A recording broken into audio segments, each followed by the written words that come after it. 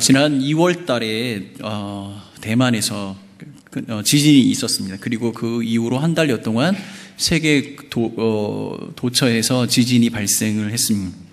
멀리 에콰도르에서도 지진이 발생을 했죠. 그래서 저희가 또 그곳에 사람들을 위해서 헌금하고 돕는 일들을 하기도 했습니다. 자, 우리나라가 지진에 있어 안전지대일까요? 네, 아니라고 전문가들은 이야기합니다. 아닌 것 같습니다. 그렇다면 지금부터 제가 이 지진이 났을 때 어떻게 하면 살아남을 수 있는가에 대해서 제가 몇 가지 설명해 드리도록 하겠습니다. 잘 들어보시고 잘 기억해 두시면 위급한 상황에 잘 써먹을 수 있을 것 같습니다.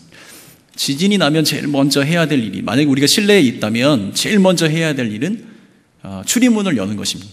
왜냐하면 건물이 뒤틀리거나 문이 찌그러지면 지진이 지난 이후에도 바깥으로 나갈 수 없기 때문에 제일 먼저 하는 것은 출입문을 여는 것입니다.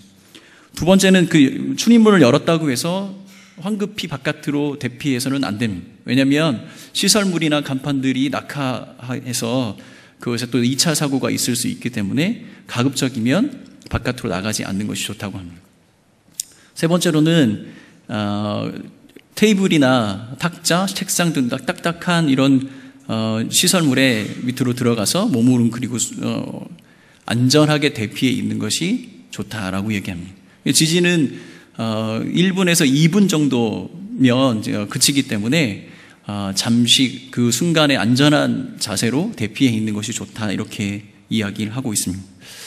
자, 이와 같은 모든 이 지진에 관한 상식이 한 책에 나와 있습니다. 지진에서 살아남기. 초등학생 부모님들은 다 아시는 책입니다. 굉장히 유명한 책입니다. 여러분, 이게 만화책인데, 만화책이라고 해서 좀 너무 얕잡아 보실 수 없는 게, 이 책이 일본어로 번역이 돼서 일본에서 베스트셀러가 됐습니다. 한국에서 아주 작은 출판사에서 출판됐지만, 지진에 관해서는 아주 정확한 지식과 정보를 담고 있는 것 같습니다. 자, 제가 여러분한테 지진에 관한 이야기를 했습니다. 근데 이 가운데 제 이야기를 듣고 여러분의 느낌은 어땠습니까? 그 지진에 관한 제 이야기를 들을 때 여러분의 생각과 마음은 어땠습니까? 어떤 분들은 이렇게 생각을 하셨겠죠? 저런 이야기도 있었나?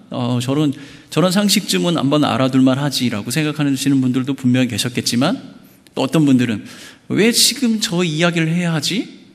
저 이야기가 과연 오늘의 이 설교와 무슨 관계가 있지? 라고 생각하시는 분도 분명히 계셨을 것입니다. 자, 오늘 제가 이 지진에 관한 이야기를 한 이유는 지진이 문제가 아니라 살아남기, 여기에 포커스를 맞춰 있는 것입니다. 오늘의 우리가 읽었던 신명기의 이 본문과 이 배경을 따져보면 많은 개연성을 가지고 있습니다. 이 신명기 자체는 모압 평지에서 모세가 이스라엘 백성들에게 나누었던 마지막 세 편의 설교를 정리해 놓은 것이 신명기 이야기입니다. 이스라엘의 지난 역사를 반복적으로 다시 한번 재확인하고 중요한 율법들에 대해서 다시 한번 재차 강조하고 이스라엘 백성들이 가나안에 들어갔을 때 어떻게 살아야 하는가에 대한 이야기를 이 설교의 형식으로 정리해 놓은 것이 신명기의 말씀입니다. 그러므로 이 모세는 신명기를 기록하면서 이스라엘 백성들이 지난 역사 속에 함께 하셨던 그 하나님을 잊지 않기를 원했습니다. 그리고 지난 역사 속에 하나님께서 하셨던 것들을 감사하며 어떻게 하나님을 섬길까에 대해서 고민하고 새로운 땅, 새로운 역사가 시작되었을 때 하나님을 섬기는 백성으로 살아남기를 원했기 때문에 이 설교를 지금 쓰고 있는 것입니다. 그러므로 모세는 출애굽기, 레위기, 민수기에 나와 있는 율법들을 다시 한번 다 정리하고 있지만 이것을 단순히 반복하는 것이 아니라 그 속에 그러한 하나님께서 약속하셨던, 하나님과 사람 사이에 약속했던 그 율법과 그 언약의 말씀을 다시 한번 재조명하면서 그들이 각각 개인의 삶에서 언약 백성으로서의 결단을 요구하고 이스라엘 백성들이 가나안 땅, 새로운 역사가 시작되는 그곳에서 살아남기, 잘 살아남기를 원했던 것입니다. 그래서 오늘 어쩌면 이 신명기, 그리고 오늘 우리가 이야기하고 싶은 새로운 언약에 대한 이야기는 가나안 땅에서 살아남기 혹은 세상 속에서 언약 백성으로 살아남기, 어떤 이런 부제를 달 수 있을 것 같습니다. 오늘 우리가 읽었던 본문을 쭉 살펴보면 언약 백성으로서의 살아가는 것이 무엇이며 우리는 어떻게 이 땅에서, 이 세상에서 언약 백성으로 살아갈 것인가에 대한 답을 얻을 수 있을 것 같습니다. 그래서 제가 오늘 몇 가지 관점으로 오늘의 본문을 한번 나누어 보려고 합니다. 첫 번째는 이것이 첫 번째 언약이 아니었다는 것에 우리가 생각해 볼 필요가 있겠습니다. 언약이 다시 한번 재갱신이 되고 있는데 왜 이것이 언약이 다시 한번 갱신이 되어야 하는가에 대한 이야기를 해볼 필요가 있겠습니다. 이 이야기를 하려면 우선 1절 말씀을 정확하게 잘 볼 필요가 있겠습니다. 29장 1절 말씀입니다. 호렙에서 이스라엘 자손과 세우신 언약 외에 하나님께서 모세에게 명령하여 모압 땅에서 그들과 세우신 언약의 말씀이 이러하니라. 하나님께서는 먼저 호렙 시내산에서 이스라엘 자손과 첫 번째 언약을 맺고 계십니다. 시내산 언약은 이스라엘 백성들이 출애굽한 이후에 시내 광야에 도착해서 그 머무르는 동안에 하나님께서 모세를 통해 십계명과 기타 여러 율례를 허락하시면서 그것을 통해 이스라엘 백성과 맺으신 언약입니다. 이스라엘 백성들 처음 광야에서 출애굽했던 광야의 1세대와 맺은 언약이 되겠습니다. 이 시내산 언약을 통해서 이스라엘 백성들은 하나님께서 약속하신 가나안 땅에 대한 소망, 그 가나안 땅을 바라보는 그런 비전을 갖게 되는 것입니다. 그런데 우리가 잘 알고 있다시피 하나님과 이스라엘 백성이 맺었던 이 언약이 실패하게 됩니다. 하나님께서는 언제나 신실하게 언약의 상대자로 서 계십니다. 그러나 사람들은 그렇지 못했습니다. 출애굽기 32장에 보면 금송아지 우상을 섬김으로 하나님과의 언약이 실패하게 되는 것입니다. 그런데 하나님의 언약이 사람의 편에서 봤을 때 그 실패했던 언약은 없어진 것이 아니라 하나님께서는 그 언약을 지키고 계셨고 사람들의 범죄와 실수로 말미암아 그것이 파기가 된 것입니다. 오늘 본문의 배경은 이스라엘 백성이 이제 가나안 땅을 입성하는 준비하는 단계입니다. 하나님께서는 이스라엘 백성들이 이 새로운 시대, 새로운 땅에 들어갈 때 다시 한번 언약의 백성으로 서며 하나님 앞에 그 언약 앞에 다시 한번 그 백성을 세우시길 간절히 원하셨던 것 같습니다. 그래서 모세를 통해서 이 언약의 재갱신, 다시 한번 이 백성들을 언약 앞에 세우는 그 일들을 행하시길 원하셨던 것 같습니다. 이것은 이 언약은 이스라엘 백성들과 하나님 앞에 세운 약속일 뿐만 아니라 이스라엘 백성들이 새로운 땅, 가나안 땅에서 어떻게 살아가야 하는 그 삶에 대한 이야기를 담고 있습니다. 그런데 우리가 잘 알다시피 모세는 이스라엘 백성들이 그 언약에 실패하는 그 장면들을 목격했습니다. 그렇기 때문에 모세가 이 언약 백성, 이스라엘 공동체를 바라보는 관점이 굉장히 부정적이었습니다. 그들의 능력으로, 그들의 힘으로는 이 언약을 지켜낼 수 없을 것이라는 것을 너무나 잘 알고 있었습니다.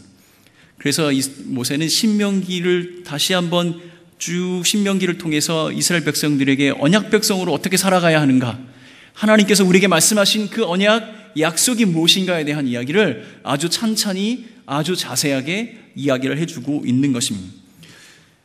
모세가 얼마나 부정적으로 이 이스라엘 백성들을 바라보고 있었는지 우리가 신명기 28장 그러면 축복의 장이라고 생각을 하고 있습니다. 하나님의 율법을 지켜내는 사람들이 어떻게 축복을 받는가에 대한 이야기가 신명기 28장에 구구절절히 기록되어 있다고 생각합니다. 그런데 그 언약을 지키지 않았을 때 받아야 할 저주와 그 고난이 축복보다 5배 많이 기록되어 있다는 것입니다. 그만큼 모세는 이 백성 자체가 언약을 지킬 수 없는 사람들이라는 것을 너무나 잘 알고 있습니다. 그래서 신명기의 내용들을 자세히 살펴보면 신명기 6장부터 11장 말씀은 십계명의 1계명부터 3계명의 내용들을 아주 자세하게 천천히 기술해 놓고 있는 것입니다. 너희가 언약 백성으로 살려면 이렇게 해야 한다는 이야기를 아주 구구절절히 이야기를 하고 있는 것입니다. 모세의 마음속에는 그들이 실수하고 연약하지만 다시 한번 하나님의 언약 백성으로 세워지는 것을 간절히 바라며 이 신명기의 내용을 기록하고 이 세대가 가나안 새로운 세대, 가나안의 첫 번째 세대로서 잘 준비되기를 간절히 원했던 것 같습니다. 그래서 그 언약이 다시 한번 갱신이 되어야 할 필요성이 있었던 것입니다.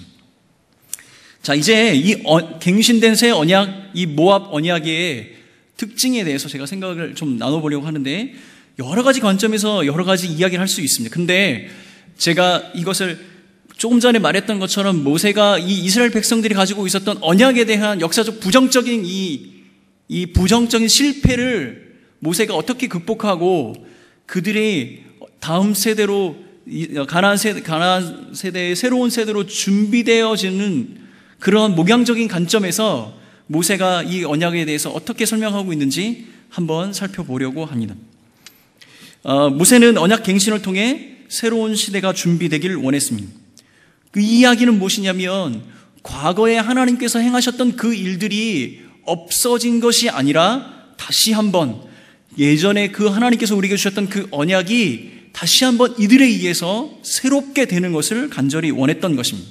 그러므로 지금 현재 우리가 가나안 세대가 맞닥뜨려야 할 미래, 곧 맞아야 할 그 미래가 결코 두려운 것이 아니라는 것에 대한 그 교훈과 초점으로, 목양적인 관점으로 이스라엘 백성들에게 이야기를 하고 있습니다. 그런 관점에서 이 갱신된 언약의 특징 두 가지를 살펴보자면, 첫 번째는 뭐냐면 이 갱신된 언약이 현재성을 가지고 있다는 것입니다. 현재성을 가지고 있다는 이야기가 되게 어려운 이야기지만 들어보시면 그게 어려운 이야기가 아니라는 것을 알 수 있습니다. 하나님과 맺은 언약이 예전에 한번 맺었고 실패했고 두 번째 언약, 이것이 아니라 예전에 시내산에서 하나님과 맺었던 그 언약이 하나님 편에서는 파기되지 아니하고 지금까지 하나님의 손길로 인해 지켜져 내려오고 있고, 우리는 다시 한번 그 언약 백성으로 설 수 있다라는 것을 모세는 이야기를 하고 싶었던 것 같습니다. 이것은 모압 평지에서 세웠던 이 언약의 원리와 그 근거가 새로운 것이 아니라 시내산에서 맺었던 그 언약과 동일한 것이다라는 것을 모세는 전달해 주고 싶었던 것 같습니다. 그래서 모세는 2절에서 9절까지 시간적인 흐름, 역사적 사실 세 가지를 하나씩 기술하고 있습니다. 첫 번째는 뭐냐면 출애굽 당시에 있었던 일입니다. 출애굽 당시 여호와께서 애굽 땅에서 바로와 그 신하들 앞에서 보여줬던 이적과 기적, 그 행하셨던 그 일들, 그것에 대해서 이야기를 하며 그 하나님께서 지금도 그렇게 동일하게 너희를 지키고 계신다라고 모세는 이야기하고 있는 것입니다. 두 번째 모세가 이야기하고 있는 역사적인 사실은 무엇이냐면 40년 동안 광야 생활에 대한 이야기를 하면서 40년 동안 옷이 닳지 않았고 신발이 헤어지지 않았다. 여호와 하나님께서는 지금도 우리의 공급자가 되신다. 우리의 조상들의 삶의 공급자가 되어주셨던 그 하나님이 우리의 삶에 지금도 공급자가 되신다라고 가르쳐주고 있는 것입니다. 세 번째 역사적인 근거를 얘기하는 것이 무엇이냐면 요단 동편의 두 왕과의 전쟁에 대한 이야기입니다. 그 이야기를 하면서 모세는 이 전쟁에 능하게 하시고 전쟁에서 승리하게 하신 그 하나님, 모든 전쟁 가운데 우리를 보호하시는 그 하나님이 가나안 땅에서 이어질 그 전쟁 가운데서도 너희를 보호하시고 지키실 것이다 라는 것을 이야기하고 있는 것입니다. 모세는 지금 과거에 있었던 이스라엘 백성 가운데 있었던 그 일들을 끄집어내서 그것이 옛날에 있었던 옛날 이야기가 아니라 그것이 하나님께서 언약을 지켜내시는 과정 가운데 현재 지금 너희들의 삶, 우리들의 삶에도 그 동일하게 역사하고 계신다는 것을 모세는 우리에게 백성들에게 이야기를 해주고 있는 것입니다. 그러므로 너희는 가나안 땅에 들어가서 앞으로 닥칠 미래에 대한 그 두려움도 전혀 두려워할 것이 아니다라고 이야기를 해주고 있는 것입니다. 이것이 바로 언약의 현재성입니다. 현재성. 근데 모세가 이 역사의 차례대로 이 역사의 사건들을 언급하면서 이스라엘 백성들이 두 가지를 좀 기억했으면 좋겠다라고 생각했던 것 같습니다. 첫 번째는 뭐냐면 하나님의 손길을 기억하는 것입니다. 하나님의 손길. 과거에 이스라엘 백성들의 삶, 너희들의 아버지와 할아버지의 삶 가운데 하나님께서 어떻게 하셨는지, 그 강하신 손을 어떻게 펼치셔서 우리를 보호하시고 인도하셨는지 잊지 않았으면 좋겠다라고 모세는 이야기하는 것입니다. 두 번째는 무엇이냐면 그렇다면 너희들이 그 하나님을 알았다면 하나님이 행하실 것과 너희들이 행할 것을 완전히 분리해라. 이제는 하나님께서 행하신 것을 믿었다면 언약 백성으로서의 너희들이 삶을 살아야 한다라고 이야기를 하고 있는 것입니다. 이것이 바로 갱신된 언약이 현재성을 갖는 것입니다. 현재성. 자, 그러면 이것을 우리에게도 적용해 볼 수 있지 않을까요? 이 현재성의 원리를 한번 우리에게도 적용할 수 있다고 저는 생각이 듭니다.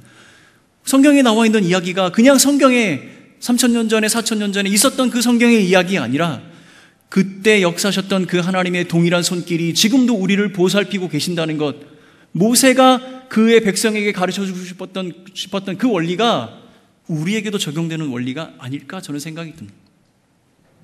출애굽의 현장에서 광야의 길에서 하나님께서 보호하셨던 그 하나님이 우리의 하나님이 아니십니까? 고난의 현장 가운데 욥을 위로하시고 그에게 큰 복으로 더하셨던 그 하나님이 우리의 하나님이 아니십니까?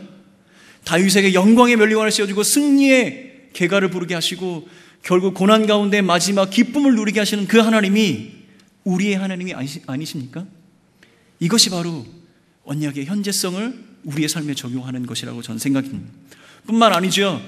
우리의 믿음의 선배들, 믿음의 역사의 현장 가운데 루터나 칼빈이 겪었던 그 하나님, 아니 한국의 역사 가운데 주기철 목사님, 손양원 목사님이 겪었던 그들이 경험했던 그 하나님이 우리 하나님이 아니십니까?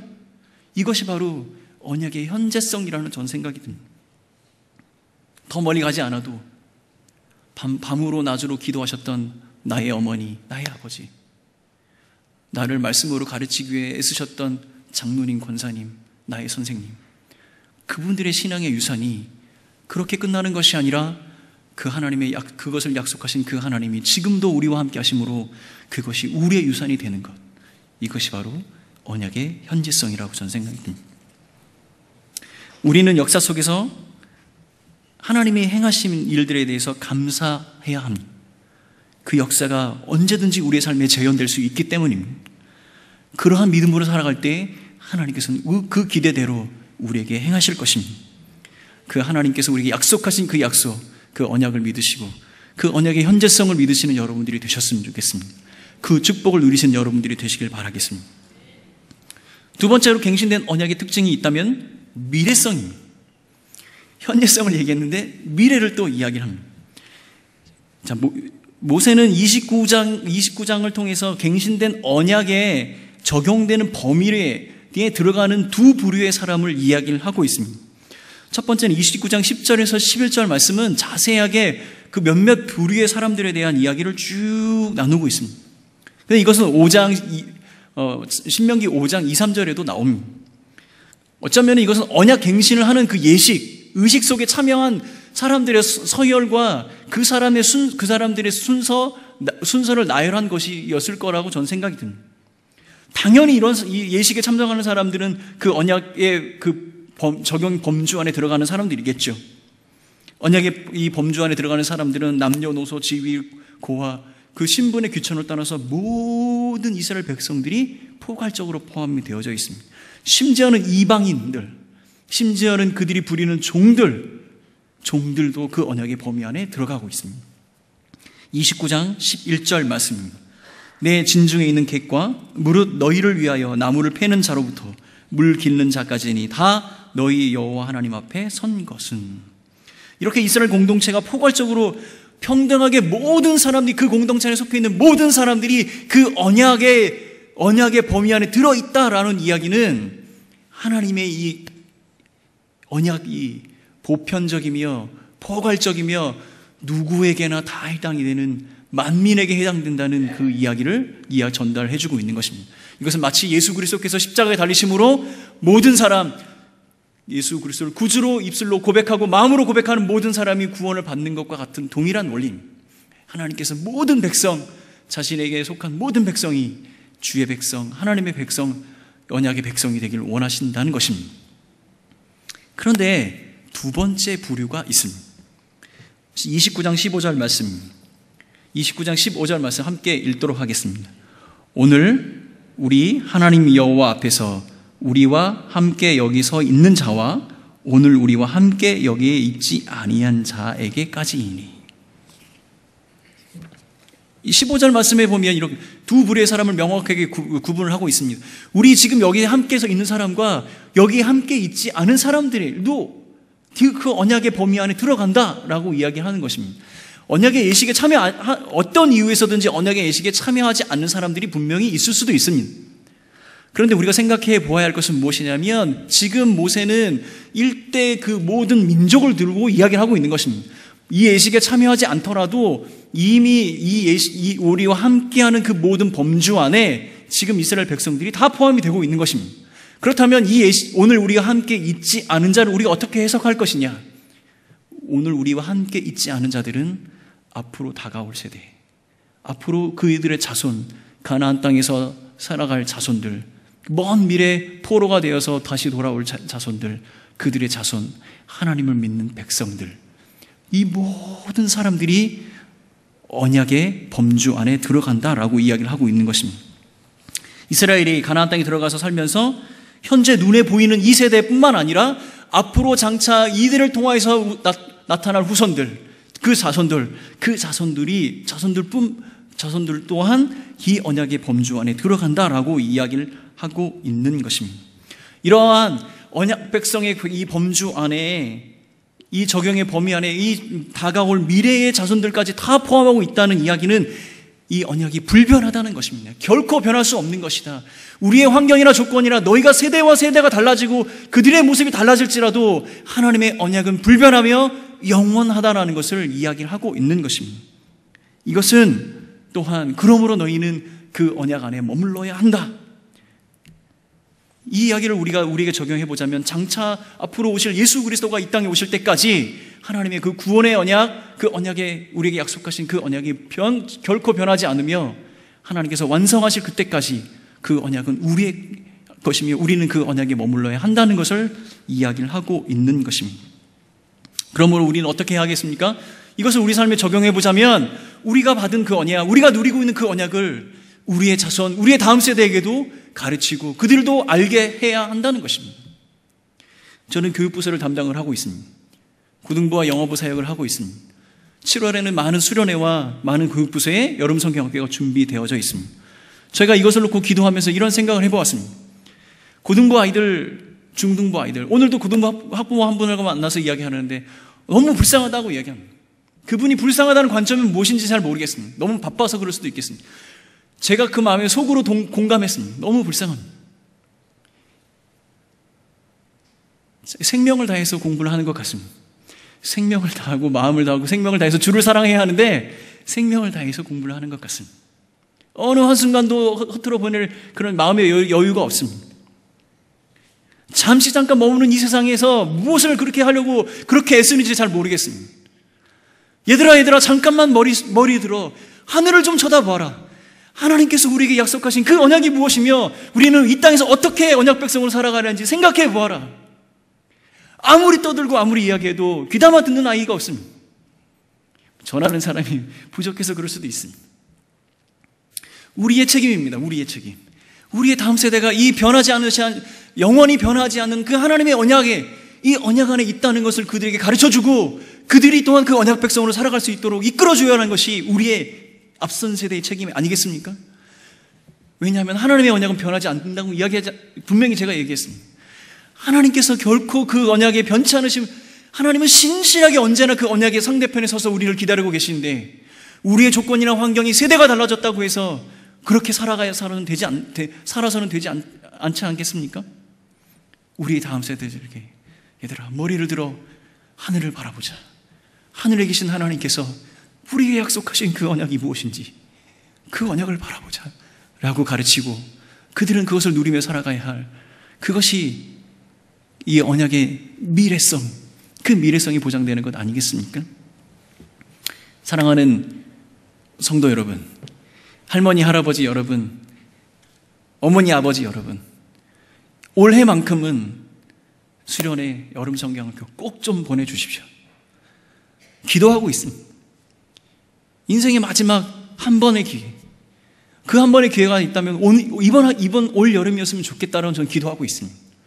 우리 아이들이 사랑하는 나의 아들, 딸, 손자, 손녀가 여름 성경학교와 수련을 통해서 하나님을 만나고 하나님이 그 언약을 붙들고 살아가는 언약 백성으로 살아가는 그 놀라운 변화가 올여름에 일어날 수 있도록 기도해 주시고 또 보내주시고 함께 해주셨으면 감사하겠습니다.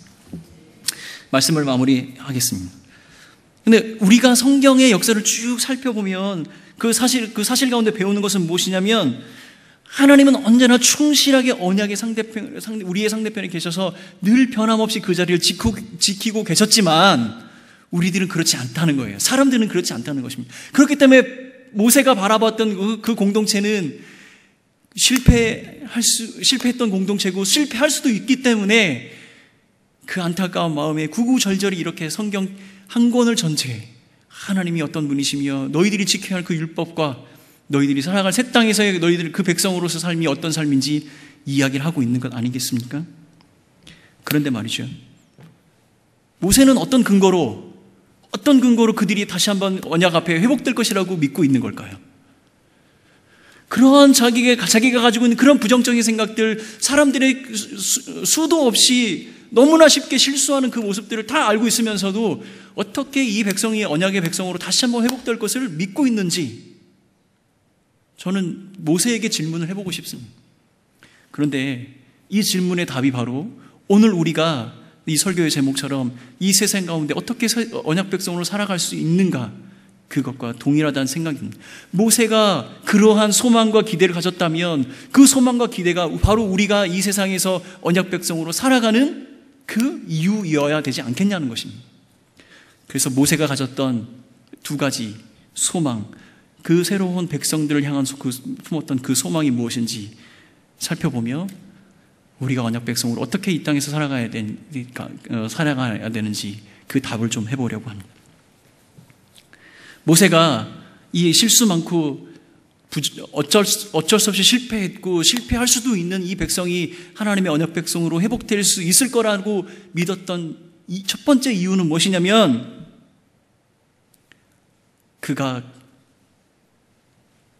그들이 회복될 것을 근거로 삼았던 첫 번째 이유는 그들이 아니고 하나님의 자비하심의 근거를 두었다는 것입니다.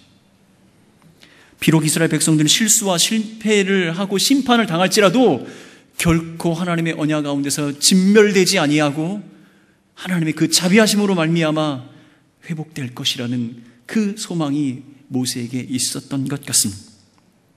그것은 30장에 나옵니다. 30장 2절 말씀입니다. 너와 내 자손이 내 하나님 여호와께 돌아와. 30장 8절 말씀입니다. 너는 돌아와. 30장 20절 말씀입니다. 내 하나님 여호와를 사랑하고. 모세는 언약의 한편에서 신실하게 우리의 상태나 환경과 상관없이 언제나 그곳에 계셨던 그 하나님을 믿으며 그 하나님께서 그의 자비하심으로 말미암아 영원히 진멸되지 아니하고 그 실수 가운데 있고 실패 가운데 있다 할지라도 진멸되지 않고 언젠가 주의 그 자비하심으로 말미암아 돌아올 그 백성에게 소망이 있다라고 모세는 생각했던 것입니다. 그래서 너희의 상황, 너희의 조건, 너희들의 지금 그 상태가 중요한 것이 아니라 그 신실하신 하나님, 영원히 변하지 아니하고 자비하심으로 우리를 기다리신 그 하나님께 돌아가야 한다라고 이야기를 하고 있는 것입니다. 우리의 삶의 현실과 조건, 환경을 떠나서 하나님께 돌아가야 한다. 이것이 바로 모세가 이스라엘 백성들이 언약의 백성으로 회복될 것이라고 소망했던 첫 번째 이유인 것 같습니다. 현대를 살아가는 우리들에게 우상이 있다면 무엇이겠습니까? 편안함과 편리함, 작은 이익. 근데 주님께서는 우리에게 이렇게 말씀하셨습니다. 세상의 사람들처럼 무엇을 먹을까 마실까 염려하지 말아라. 근데 그것이 잘 되지 않습니다. 쉽지 않습니다. 하나님의 말씀이 그것인 거 잘 알고 있습니다. 항상 좌로나 우로나 치우치지 말아야 하는 우리는 잘 알고 있습니다. 그러나 우리는 항상 좌로나 우로나 치우치게 되어 있습니다. 왜냐하면 우리는 완전한 사람이 아니기 때문에. 우리에게 어떤 의도 없습니다. 나에게 의로움이란 하나도 찾을 수 없습니다. 그렇다고 해서 우리가 언약 백성으로 살아갈 수 없는 그 이유는 아무것도 없습니다. 왜냐하면 하나님께서는 신실하게 오늘도 우리를 기다리고 계시기 때문입니다. 우리의 의가 아니고 나의 능력이 아니라 나의 조건과 환경이 아니라 그 하나님의 그 신실함, 그 자비하심에 근거하여 우리는 하나님께 돌아가야 합니다. 이것이 바로 세상에서 언약 백성으로 살아갈 수 있는 첫 번째 이유, 첫 번째 조건인 것 같습니다. 또 한 가지, 모세가 이스라엘 백성들이 언약 백성으로 회복될 것이라고 소망을 품었던 이유 중에 두 번째는 무엇이냐면 하나님의 말씀에 대한 순종이 축복의 근거가 된다는 것을 알고 있었기 때문입니다. 2절과 오늘 본문 2절과 3절 말씀입니다. 마음을 다하고 뜻을 다하여 여호와의 말씀을 청종하면 내 하나님 여호와께서 마음을 돌이키시고 너를 긍휼히 여기사 포로에서 돌아오게 하시되. 그러므로 모세는 이스라엘 백성에게 여호와의 말씀에 대한 청종과 말씀에 대한 순종을 요구하고 있습니다. 30장 8절 말씀입니다. 여호와의 말씀을 청종하고 그 모든 명령을 행하라. 30장 16절 말씀입니다. 그의 명령과 규례를 지키라. 30장 20절 말씀, 그 말씀을 청종하며 그를 의지하라. 모세는 또한 오늘 본문에 우리가 읽었던 본문 그 뒤편으로 모세가 무엇이라고 얘기하냐면 하나님의 말씀은 어려운 것이 아니고 멀리 있는 것이 아니라 가까운 곳에 있다. 우리가 마땅히 그렇게 해야 할 그곳에 있다. 너희들은 그 말씀을 듣고 순종해야 한다. 그런데 이 순종의 결과가 하나님께서 약속하신 축복인 것입니다. 그러므로 우리는 이 땅에서 언약 백성으로 살아갈 수 있는 방법, 살아갈 수 있는 이유는 무엇이냐면 하나님의 말씀 앞에 순종한다면 기꺼이 하나님께서 우리에게 주시기로 약속하신 그 축복이 있다는 것입니다. 이것이 바로 모세가 이스라엘 백성이 언약 백성으로 회복될 수 있을 것이라는 소망을 품었던 두 번째 이유입니다. 그러므로 사랑하는 성도 여러분, 우리는 하나님의 말씀 앞에 말씀을 듣기 위해 청종하기 위해 노력하고 그 말씀에 순종하기 위해 살아가야 합니다. 그것이 이 땅에서 언약 백성으로 살아갈 수 있는 능력이며 살아갈 수 있는 하나님의 공급하시는 힘이 되는 것입니다. 사랑하는 성도 여러분, 우리가 하나님의 언약의 대상으로 얼마나 불성실하고 얼마나 나약한 존재인지 우리 스스로 너무 잘 알고 있습니다. 한시라도 우리는 하나님 앞에 자유로울 수가 없습니다. 날마다 우리 마음속에 켜켜이 쌓이는 죄악 때문에 내 스스로가 하나님 앞에 나아갈 수 없다라고 우리는 날마다 생각을 하고 있습니다. 그러나 우리가 명심해야 할 것은 하나님의 자비하심으로 우리는 하나님 앞에 나아갈 수 있고 하나님의 말씀 앞에 우리가 순종하려고 작정하고 그 말씀에 순종할 때 하나님께서는 축복의 문을 여시고 이 땅에서 언약 백성으로 살아갈 수 있는 능력과 힘을 주신다는 것입니다. 이것이 바로 이 땅에서 언약 백성으로 살아갈 수 있는 비결이자 모세가 가지고 있는 소망인 것입니다. 제가 오늘 말씀을 마무리하겠습니다. 제가 이 말씀을 마무리하면서 제가 느꼈던 하나 떠올랐던 것 중에 하나가 뭐였냐면 내가 기억하는 그 나의 기억의 범위 안에서 나의 아버지를 꼭 안았던 적이 언제 있을까? 생각해보니까 기억이 없어요. 언제 내가 우리 아버지를 꼭 한번 안아봤을까? 정말로 내가 사랑하는 내가 나의 마음을 다해서 우리 아버지를 사랑한다고 안아본 적이 언제 있었을까? 기억이 없어요. 기억이 없어요. 바로 이겁니다. 하나님 앞에 우리가 언약의 백성으로 언약의 당사자로 살아갈 수 있는 능력 없음. 하나님 앞에 겸손히 나아가는 것입니다. 그리고 우리 마음과 우리의 정성을 다해 그 아버지의 품에 안기는 것입니다. 그 사랑하는 아버지께 고백하는 것입니다. 나의 연약함과 나의 부족함을 그 하나님께 내려놓는 것입니다. 그리고 귀를 열어 듣는 것입니다. 말씀하여 주십시오. 주님, 내가 그렇게 살아보고 싶습니다. 이것이 바로 이 땅에서 언약 백성으로 살아가는 그 하나님, 그 비결이자 방법인 것 같습니다. 하나님의 축복을 누리시는 여러분들이 되시길 바라겠습니다. 언약을 붙드시는 여러분들이 되시길 바라겠습니다. 하나님께서 주시는 하나님의 그 신실하심과 그 자비하심에 힘입어 하나님께 용기 있게 나가는 여러분들이 되시길 바라겠습니다. 하나님의 말씀에 순종하며 그 말씀을 마음으로 삶으로 드러내는 여러분들이 되시길 바라겠습니다. 우리 함께 오늘 나눈 말씀을 기억하면서 우리 함께 찬양하고 기도하며 마무리하도록 하겠습니다. 경배와 찬양 72번, 75번 나의 힘이 되신 여호와 함께 찬양하도록 하겠습니다. 1절만 찬양하겠습니다. 내 힘이 되신 여호와여, 내가 주님을 사랑합니다. 주는 나의 반석이시며 나의 요새시라. 주는 나를 건지시는 나의 주, 나의 하나님, 나의 피할 바이시요, 나의 방패시라. 나의 하나님,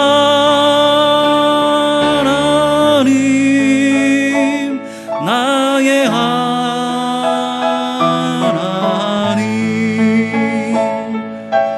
구원의 뿌리시요, 나의 산성이라.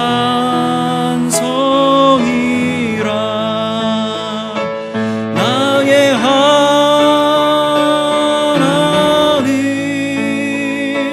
나의 하나님,